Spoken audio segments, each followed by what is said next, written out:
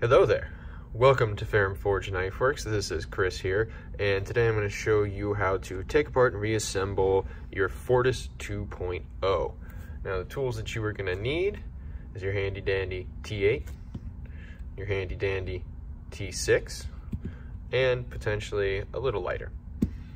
Maybe another T6. We'll get to that later. Let's take this bad boy apart. So on the Pro Series, we recommend starting from the lock scale.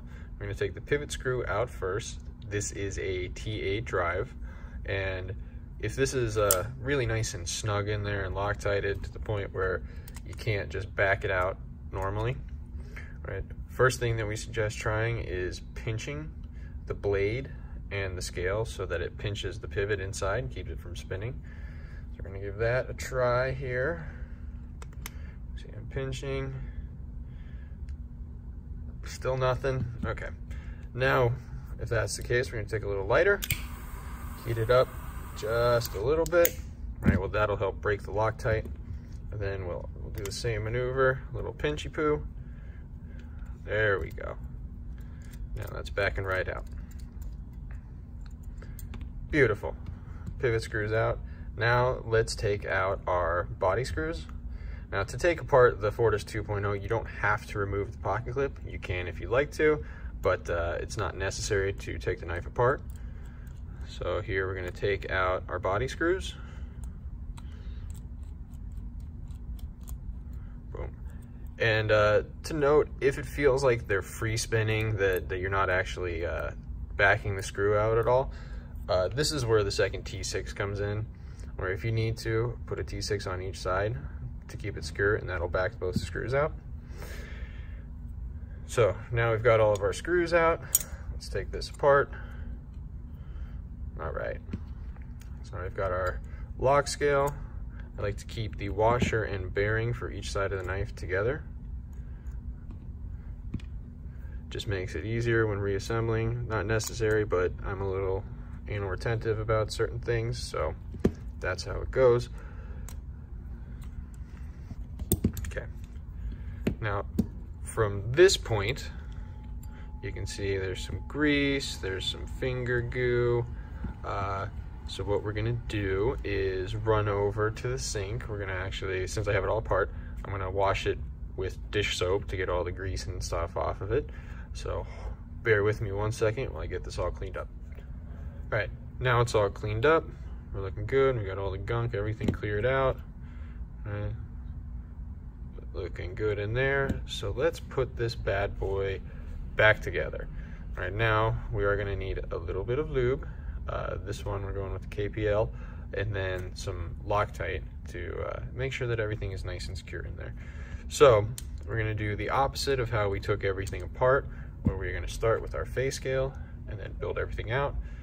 We're gonna take our pivot back through, and remember when we separated those out, boom, and you can see it in there. I'm putting the races back up against the bearing.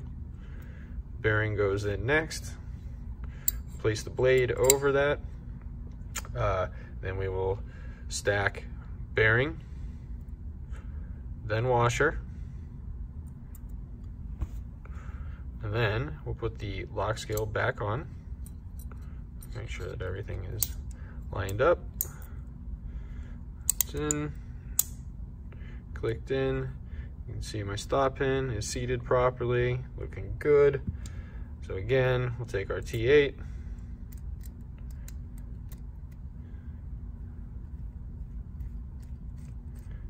tighten it in just a little bit.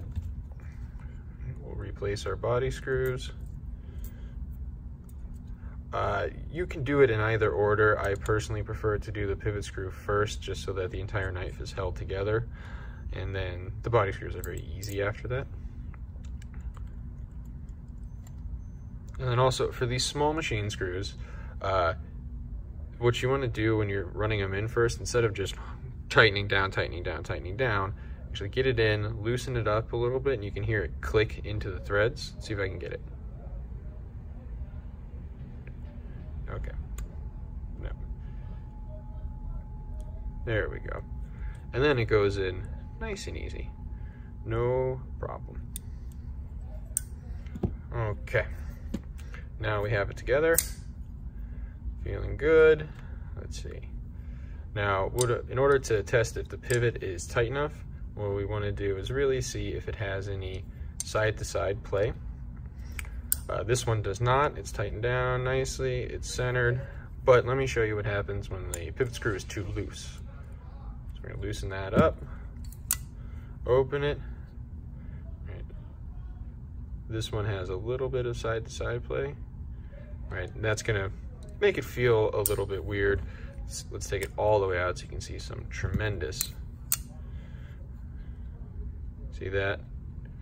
So if you guys are ever seeing anything like that on your knife, right, where you can see it's just all out of whack right now, tighten the pivot screw down. Let's see if we can show this in real time.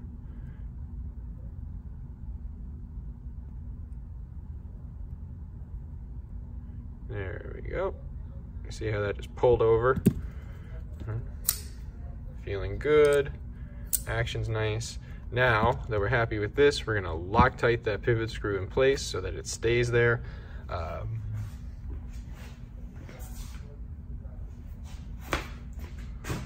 Loctite. People ask a lot why we use red Loctite versus blue Loctite, and for us, we find that it works a little bit better over time, and we have a lot of red Loctite here. So now that we're happy, I'm going to take our pivot screw, right, and we're going to put one small drop, just a tiny drop. You don't need to go crazy with it here. Show me one small drop. It's really hard to do this through the camera. Okay. Bubbles, bubbles, bubbles. See, one small drop. Even this might be a little bit big. So just wipe a little excess off. Now, run it back in.